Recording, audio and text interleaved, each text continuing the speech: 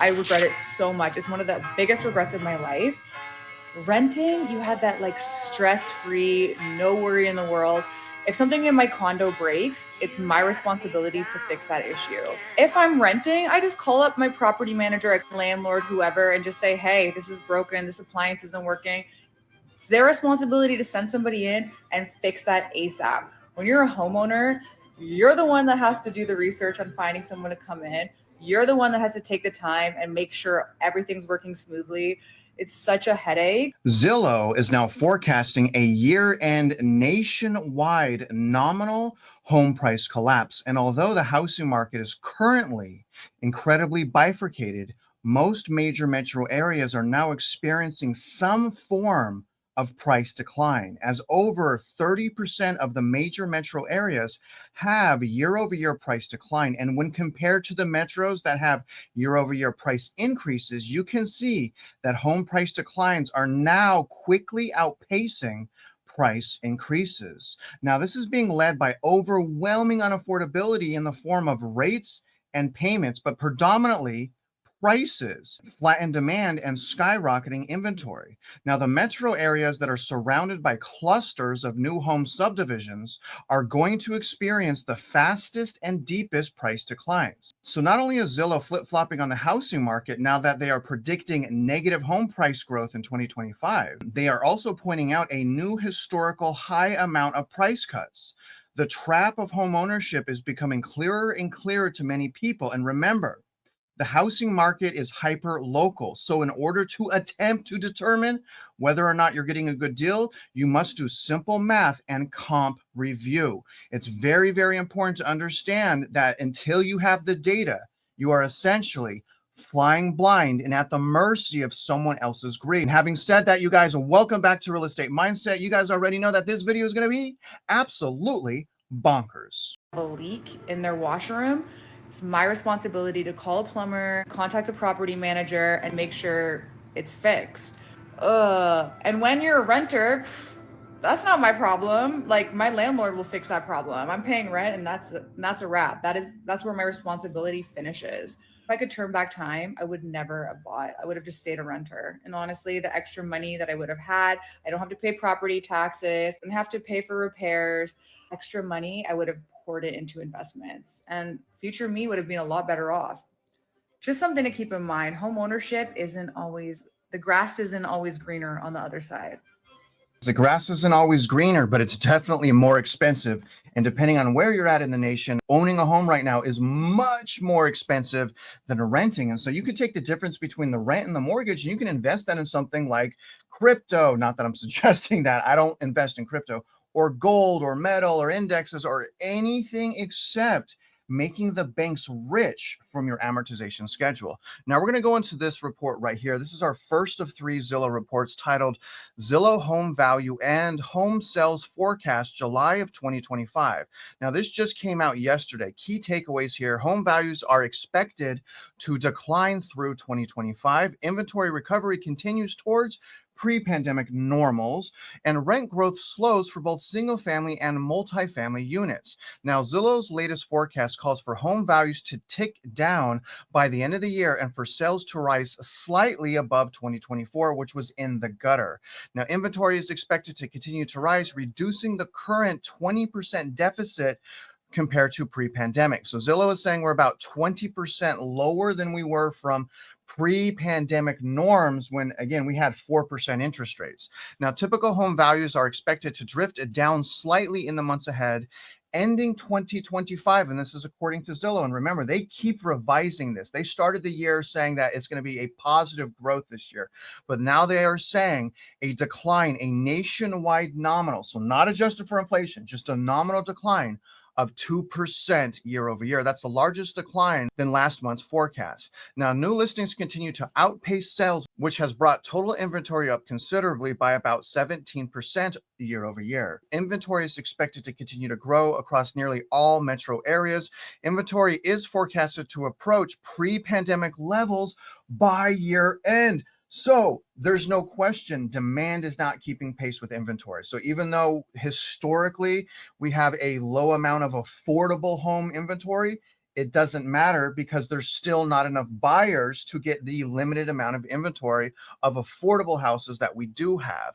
Now, they're also saying that existing home sales are in line to reach only 4.16 million sales. That is a slight 2.5% improvement year over year. Now, this is also interesting. Rent growth is expected to remain muted going forward, which if you're a renter like me, that's a good thing. The Zillow Observed Rent forecast for single family rents is now projected to rise 2.75% in 2025, and that is down from 4.5% in 2024. As you're about to hear, a lot of buyers purchase real estate so that they could just fit in with the Joneses and basically succumb to peer pressure. Listen to this warning story from this young homeowner. And I'm going to risk sounding extremely privileged. I know it's a privileged statement, but it's a conversation that I still think is important to have. I'm 29 years old and I purchased my first home at 27. Right at the tail end of being 27, right before I turned 28. And I kind of regret it. I do regret it. I bought a home too soon. I bought a home before I actually was ready. And I was doing it because I felt this pressure to check certain milestones. You know, I'm looking around at people around me. I'm looking at other people's beanstalks. And I'm feeling this pressure to accomplish a certain thing by a certain timeline in my life. A timeline that I literally imposed upon myself. I was in a long-term relationship from 22 to 27, right after I turned 27. And yeah, I think a part of me stayed in that relationship because I thought that by 30, life was going to be a certain way. And when I went through that breakup, I kind of started over from scratch, moved into an apartment and started rebuilding my life. And so I think I felt this urgency to buy a house because it would have made my ego ultimately feel safer and be like, okay, well, I might not have might not be married yet with kids, but at least I bought a house.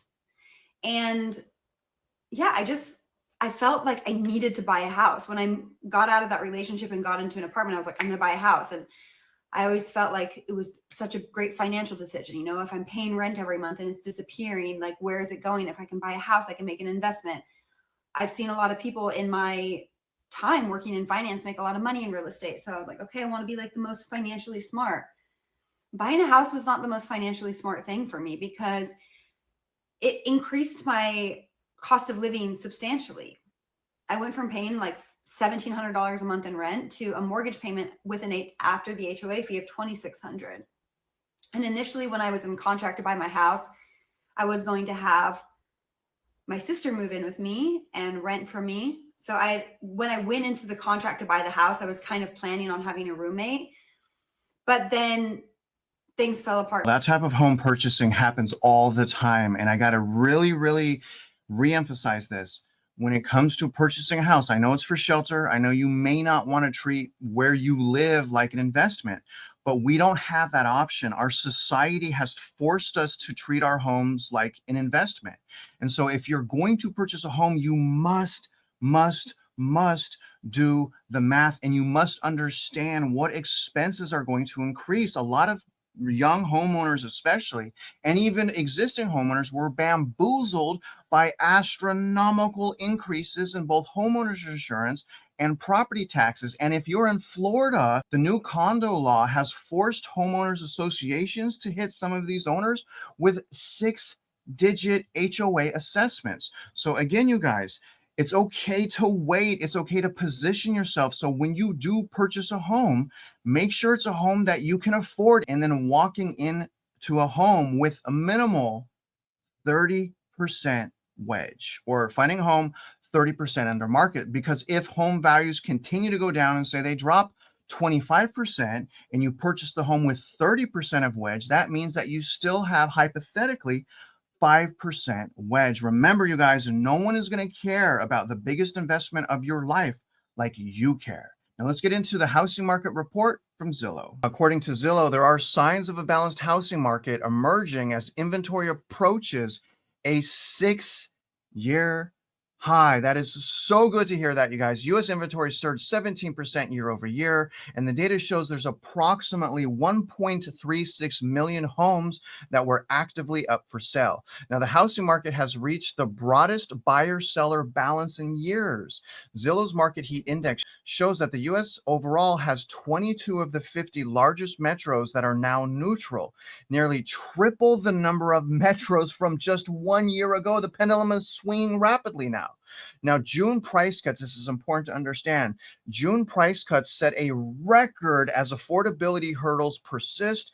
A record 26.6% of listings saw a price drop in June. That is the highest of any June since at least 2018. Another sign that gap between buyers and sellers is shrinking, and it is shrinking fast. And I know it doesn't seem like that. If you've been waiting since 2022, I've been doing videos warning people to pay attention and use the math since 2022. It doesn't feel like it's that fast, but if we really stop to look at and compare this year to last year, it's happening kind of fast.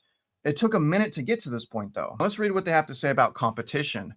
Buyers aren't feeling rushed in most markets. Now, they may feel a little bit more rushed on the East Coast where it's incredibly bifurcated. You really see that when you compare, for example, New Jersey compared to Texas, and you look at the inventory and look at historical norms. So it is incredibly bifurcated. That's, again, why I keep saying you got to go under the hood. You got to go hyper local. You got to look at subdivision review. But buyers aren't feeling rushed in most markets. Listings that sell do so in 19 days, just 1 day fewer than before the pandemic. That's compared to 15 days in 2024 and only 11 days in 2023. Now, Zillow's Market Heat Index shows that housing markets nationwide in 22 of the 50 largest metropolitan areas are neutral, and that's compared to 16 markets that were neutral in May and just 8 at this time a year ago. So again, you guys, you see the markets changing. Sellers are still correcting. That's what they're saying.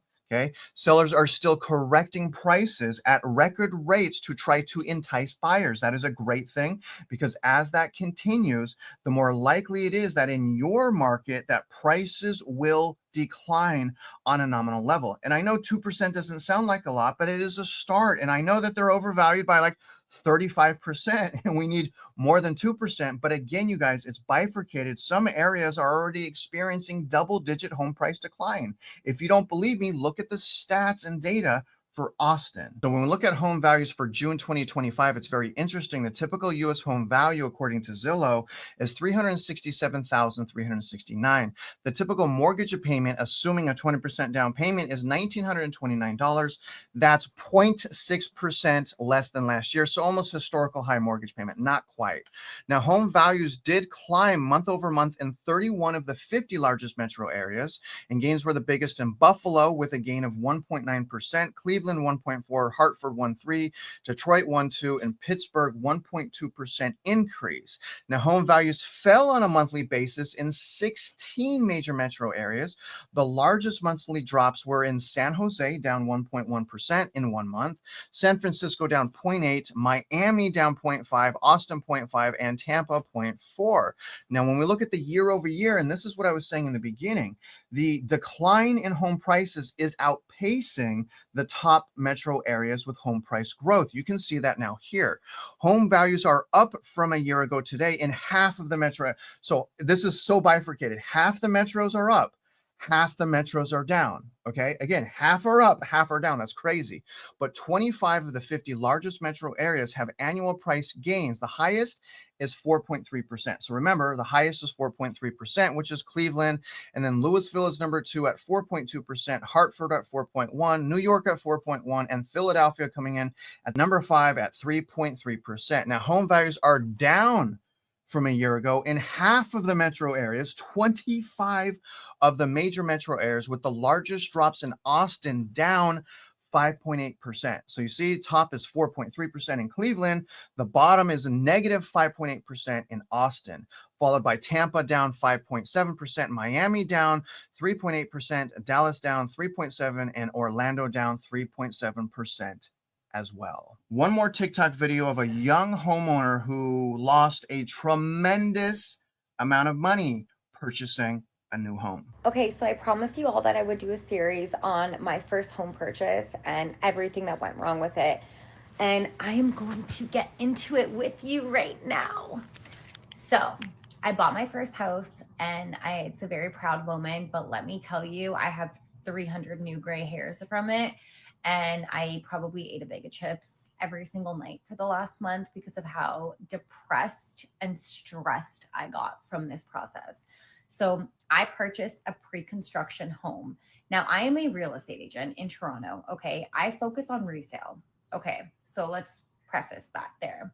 I'm a good realtor, and I'm pretty educated in the industry, but pre-construction is a different ball game. Okay.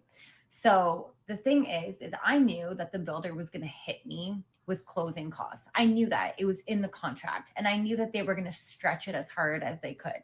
And they did. So my closing costs ended up being about $47,000 in additional costs of what I purchased the property for. Now, my lawyer was able to negotiate that down to a lower price. I think it ended up being like $35K, whatever. Okay, that I knew because I knew my contract.